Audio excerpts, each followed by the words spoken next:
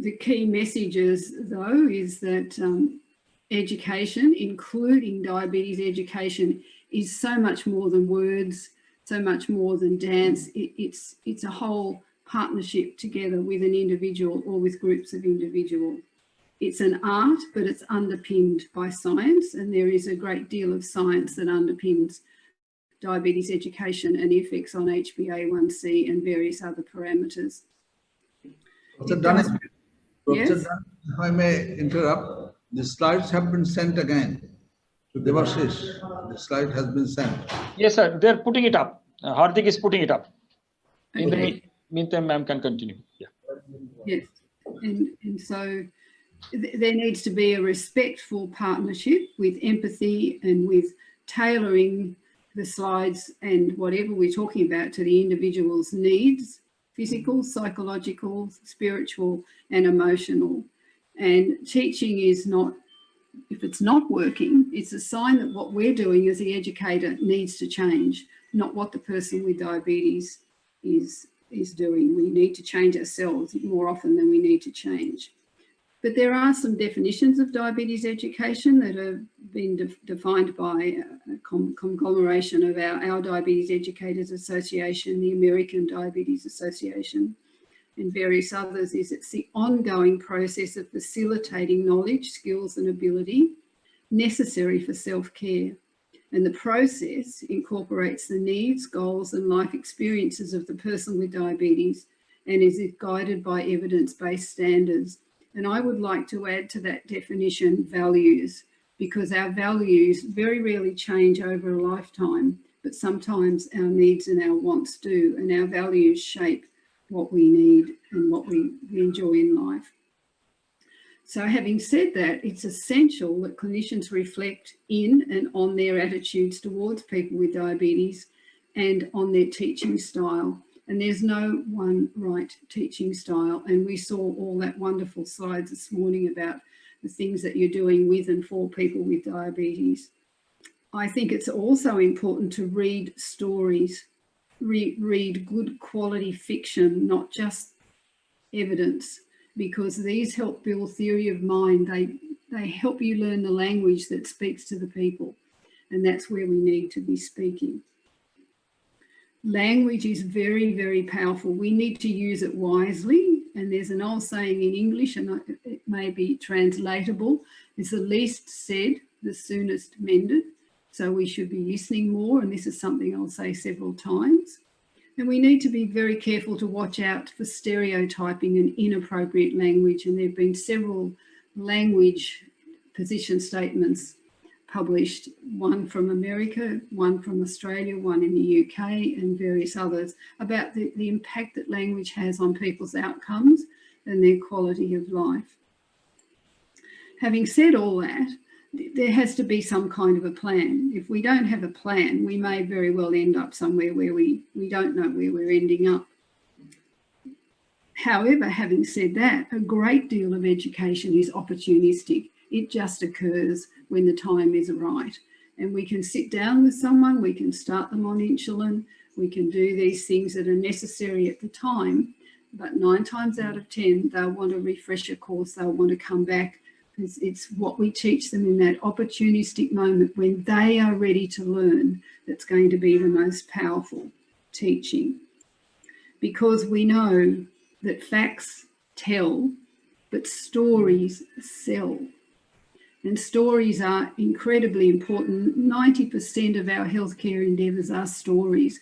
They may be stories in research papers, they might be stories in medical records, but they are still stories. Therefore, we have to be very good at listening to stories. I don't know if you know peanuts in your country, and I apologise that my slides may be slanted towards English. Well, they're definitely towards English because I don't speak another language except dog. But it's very, very sad that often we do actually fail story listening, not just Charlie. And it's very sad if we do not grasp what it is someone's trying to tell us. And so a slide here, how not to teach. is that some more key points is that effective education is respectful art and it's also a science. And it's that teaching and learning are part of an integrated process. That teaching can be planned and formal or opportunistic. Listening is essential and it's central. Forming a relationship with the learner is absolutely essential, and they are the key person in that partnership because they are in control of what they learn. We can tell them all the things we want to tell them, but they will control what they learn and what they take away from that encounter. We have no real control over that unless we're very good storytellers and story listeners. Family carers often play a vital role. We heard about looking after the older people in our society earlier on. And so family carers, particularly for older people, but also for young people and when people become incapacitated for one shorter or longer periods of time, they are incredibly important, playing that important role. They take on a huge burden of care as people get older. So when we're working with carers, it's essential to include the person with diabetes as much as possible in that conversation, not to disempower them. And that includes older people with dementia and cognitive impairment. Ma'am, just a second. Ma'am, just sorry to interrupt you. They have put on the slides. Can you just redirect them, kind of direct them as to next slide, next slide. So wherever on which side you are, they will. Okay. Yeah. Okay, it's called Components of Communication. Okay, fine. Hardik, can you find that on the PDF, the slide deck that I sent you? It's number 13, I think. Page number? Slide number? 13. 14. 13. 13, right. Yeah. Sorry about this. I thought I had it all down pat. See, you have to be adaptable and rely on your teammates. So this is the slide. Yeah. Please. Yeah. So we have, for making it simple, two people in a communication. So there are various things that affect that communication. The things in the middle box, in the middle there, beliefs, attitudes, learning style, teaching style, and so on, are common to both the communicator and to the receiver of that communication. And these can be different on any one day, throughout the day. So they have a big impact on what is spoken or what is actually meant by the person doing the communication and what the learner actually hears. And what they hear may not be what the teacher thinks they've told them. Next slide.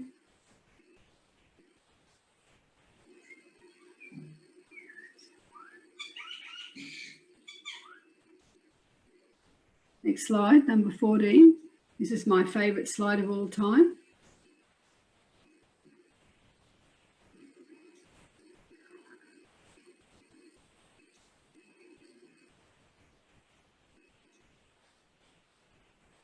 Have you got it? I think we might have lost everybody. It's on. It's on. Oh, okay. Okay. This is not me, although my colleagues think it's me. We have two people here that have both been to a consultation with a doctor. We don't know which of these two people are the ones that has diabetes. We can make a guess. We have no idea what the doctor said, but what we can surmise is that the three people in that conversation all took something different away from what was actually said. So, the doctor might have said to stay young, exercise and eat the right foods, but here's this other person thinking, well, no, buy shoes and accessorize. So it just shows how the message can be very easily distorted in a conversation. Next slide. So people speak two languages. This is from a story. Some of you might know Kathy Reich's stories. is that only one is verbal, and 90% or more of communications is often non-verbal.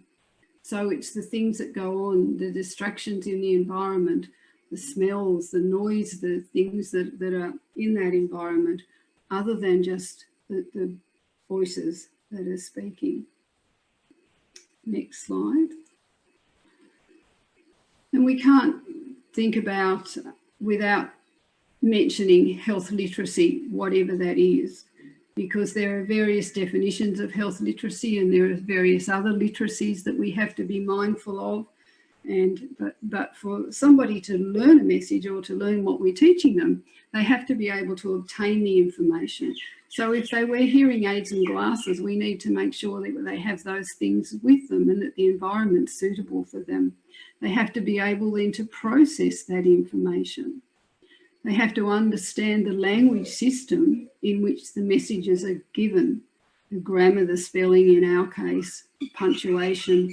We read from left to right. Some cultures read from the bottom upwards. So what is the meaning? And then they need to install that in their memory bank and then be able to retrieve that information at a suitable time. So it's a very, very complex skill. And we don't give people knowledge. We give people information. They have to turn it into knowledge by putting it into their store and being able to retrieve it. And health literacy is one of the strongest predictors of health outcomes, surplus utilisation and healthcare costs. So if we're going to be educating people, we need to pay some attention to understanding how the person learns and where they're coming from. So, but literacy also, and I'm very mindful that I'm not great at technology, although I thought I nailed it today, but no matter how we prepare information, whether it's written, whether it's designed on a screen, whether it's song and dance, is the design, the readability and usability of the information, whether it's written or wherever it is equally important as the message which we're giving. So it might be the font type and size. As people get older, they need to be able to read, they need to be able to see the print. There's a type of font that doesn't have serifs on it, little curls on the end of the letters that are very hard to read, whereas your beautiful script has a lot of those curls on it. What about the colour of the text and the background colour? They all blend into one because there's a big fashion with colours that we use, black and red and very hard to read.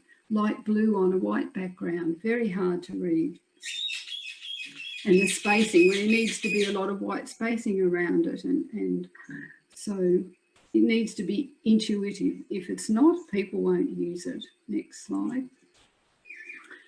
Then we need to think about our professional language, and clinicians or doctors or nurses use three voices. They need to use the doctor-nurse voice when they're seeking information, when they're trying to find out something from somebody else. They use the educator voice when they're giving information. And they use the fellow human voice when they're encouraging people to discuss their problems. And that's the one that people are most likely to respond to. So as an educator, that's the one we should be predominantly using. And yet we tend to often use it last because we go into an education session with the stuff we want to tell that person, regardless of whether they want to know it or not. Next slide. And back now to listening. This man would need no introduction on your continent and none on ours. And he said it is impossible to listen without silence. And we had silence at the beginning of this talk. In my own country, we have an Aboriginal word called DAYDEIC, which means not only listening, but listening from that still, quiet place within where you're grounded in that conversation with that person and you're truly listening to them. We also see it in the Chinese and Asian cultures, whole person listening with the ears, the eyes, the heart and the undivided attention. If we can really listen like that, we're more likely to be able to get our messages across. Next slide, we're up to 22. What sadly, and some recent 2018 research shows, that clinicians ask a question and they interrupt within 11 seconds, hardly any time at all. If you don't interrupt, the person will tell you within 6 seconds what it's important to them that they want from you at that time. What we also know from Ospina's work is that the patient's agenda is not addressed more than 80% of the time. So we're failing story listening, which is very sad.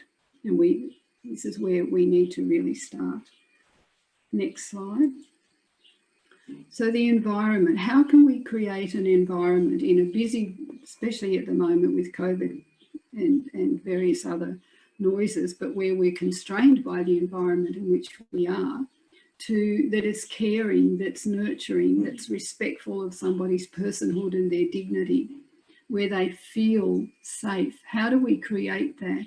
And it doesn't necessarily have to be a physical environment. As long as we create the feeling that those things are in place, then that's really, really important. The next slide is the physical location. Where is the teaching occurring? Sometimes it might be out in the park. Sometimes it might be walking on supermarket tours. Sometimes it might be in a gym. So it doesn't have to be a structured session, but for some people it might be. Some people are better in the morning. Some people are better in the afternoon. Some people have to come when they can be taken to the session. How long is it going to be? Next slide is, then there's the internal. Some of these you'll see that have been repeated from earlier on. What's the internal environment? There'll be one for the teacher, there'll be one from the learner or learners. And this is recapping, as we talked about earlier, the relationships current and in the past.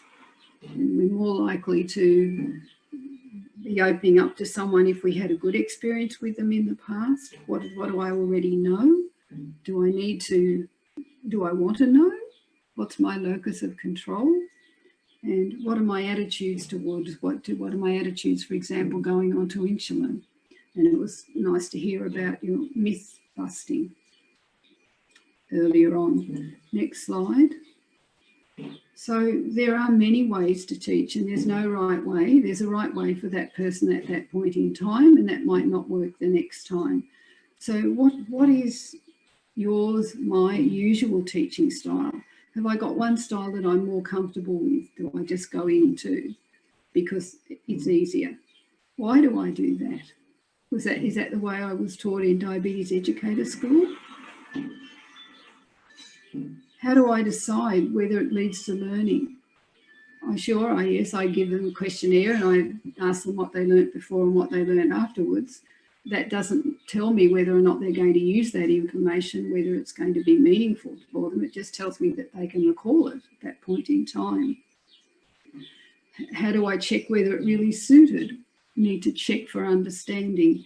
And how will I engage others that might be in that education session, making sure that if we might be using interpreters a lot in Australia, we're very multicultural.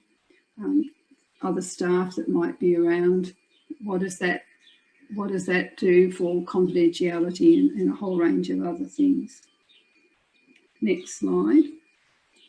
And probably one of the greatest teaching skills is appropriate role modelling. And many of the time I've had a person with diabetes say to me, but I've seen that doctor tell me not to smoke, and yet they're out there in the ambulance bay smoking.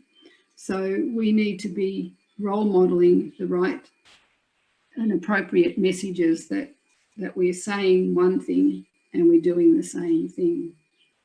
Sometimes, as you can see here, what's caught is more important than what's taught. Next slide. There's a great movie called The Dead Poets Society that's a little bit old now, but it was about a teacher and what a powerful effect that teacher had on his class, and with some disastrous points, but forming that respectful relationship where everybody felt comfortable in that classroom environment to actually share over time and to be part of that learning experience and sharing what they learned with others. So we can learn from the media how to do things as well. Next slide. And to me, this is what teaching's all about. I'm sure you all know what a jigsaw puzzle is, but unlike a lot of the boxes of a picture of 1,000 pictures, 1,000 pieces, there's a picture to show it how it goes together. We don't have that picture along with a person with diabetes, so we have to find out as much as we can about them in order to know where to help them put the pieces together. Each piece by itself is abstract, it doesn't mean very much, but when we can help them put those pieces together, fit them into some reasoned action, or with trial and error, then they're more likely to be able to recall that at another time when it's important. Next slide. Because we've all had somebody like this. The individual controls what they learn, not the teacher. They control how they apply it. And there's always an experience where someone sat back and, you teach me, I dare you to teach me. And I'm sure a lot of you who are educators and doctors will have had this. Next slide is about giving information. So trying to find out how they learn. You know, they might say, I see what you mean, I hear what you're saying, might simplistically mean that they like to see things or they like to hear things, but don't be necessarily thinking that the children and adults learn differently, and the way we learned at school as adults may not be the way that we learn in older age. Concentrate on the main message, not what I'm doing here today. Use a stepwise approach. Use a range of teaching styles and tools so that if one doesn't work, something else might. Ask for feedback and have fun. Use role plays, use stories, use cartoons, use tape recordings, use videos as you've done here today. And one of the ways I teach research is using a fairy story that we call is Goldilocks and the Three Bears. And it's a very good example of how not to do research, and then getting somebody then to write out a research program to go around that piece of it. Next slide. People are most likely to learn when they understand what you expect of them. So setting it up at the beginning, what do you want to learn from me today? Okay, well, this is what we will cover today, and we'll make another time. We go from what they already know to something that's new so that they can help them build it into their memory process. We go from what's simple to more complex. We don't just give generalizations, we support them with facts from the media or wherever. We build on their experience. Tell me about a time when you, or tell me about your experience in the family. We use appropriate resources and techniques, and we're teaching at a teachable moment, and that can be very hard sometimes when you don't have that luxury to teach at a teachable moment. So as a teacher, we have to make that the teachable moment. We repeat information. You note that I've been doing that all along, and we have realistic expectations of what that person can learn. Next slide, because this certainly isn't realistic expectation. I simply can't move fast enough to get cardiovascular benefits. And how often do we just blithely say, go out and do exercise, go and do these things? And I remember one of the very first ladies I taught about insulin when I was a baby diabetes educator, and she told me, I'm not going to start insulin, I'm just not going to. And so we explored that a bit further, and she eventually wrote me a very long letter. She went away, I'm not starting insulin. She wrote me a very long letter in which she explained she was homeless, and because everybody else had told her to keep the insulin in the fridge, and that was not possible for her. So we need to make sure that what we're asking people to do. So now next slide. This is my mantra. I never teach my students. I only attempt to provide the conditions in which they can learn. In other words, it's not so much about what I say. It's about what I do it. Next slide. Because the spaces where the patient and the nurse meet becomes the arena where practice develops. Practice is broader than the science guiding it. In other words, there's something more than science. There's something more than theories. There's these two people in that space. And many of you will know Patricia Benner, a very well-renowned nurse theorist. Next slide.